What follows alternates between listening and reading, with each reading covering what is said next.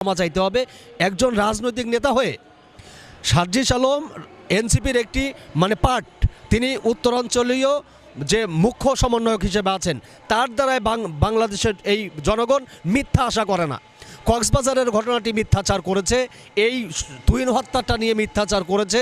এমনকি আপনি জানেন যে তারা এই জুলাই অভ্যুত্থানের যে সমন্বয়ক, আপনি জানেন যে একটি ছেলে হত্যা হয়নি, একটি ছেলে জুলাই আন্দোলনে কিন্তু সে শহীদ হয়নি, কিন্তু সেই ছেলেটিকে শহীদ সাজিয়ে সেখান থেকে বিভিন্নভাবে টাকা পয়সা হাতিয়ে নিয়েছে জুলাই ফাউন্ডেশনের মাধ্যমে।